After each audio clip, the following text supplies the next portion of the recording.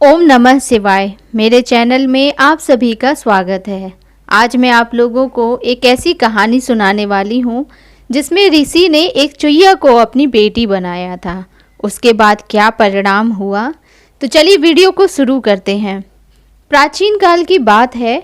नदी में स्नान करने के बाद एक ऋषि ने जैसे ही सूर्य देव को अर्घ्य देने के लिए हाथ उठाया तो ऊपर पेड़ से एक चुईया उनके हाथ में आ गिरी।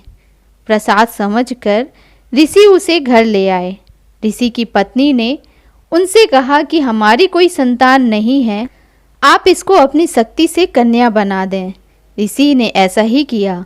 धीरे धीरे कन्या बड़ी होने लगी। जब वह बड़ी हुई तो ऋषि को उसकी शादी की चिंता होने लगी। एक दिन ऋषि ने कन्या से पूछा, तुम्हें कैसा वर चाहिए? वह बोली, संसार के सबसे शक्तिशाली व्यक्ति से मैं विवाह करना चाहती हूँ।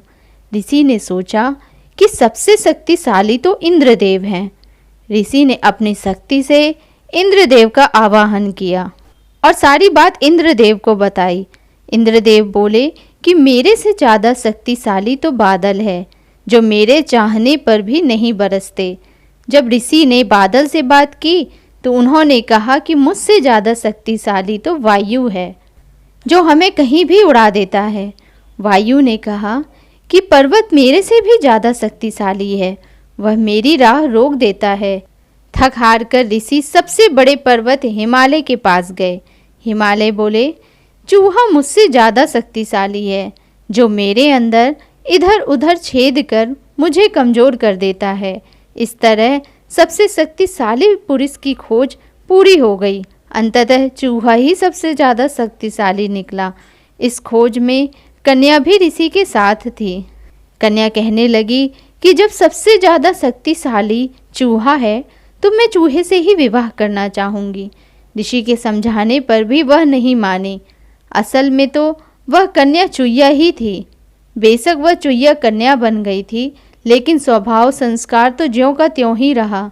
ऐसे में ऋषि के समझाने पर भी जब वह नहीं मानी तो ऋषि ने उसे मंत्र शक्ति से चुईया ही बना दिया। तो इस कहानी से निष्कर्ष यही निकलता है कि जीवन में जितना मिला है, यदि उसकी खुशी नहीं मनाएंगे तो मन कुछ और की तलाश में आपको दुखी कर देगा। असंतोष का भाव दुख और संतोष का भाव सुख देता है।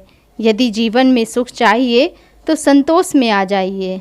आपको मेरे द्वारा सुनाई हुई कहानी अच्छी लगी हो तो प्लीज़ मेरे चैनल को सब्सक्राइब करिएगा, वीडियो को लाइक और शेयर करिएगा। धन्यवाद।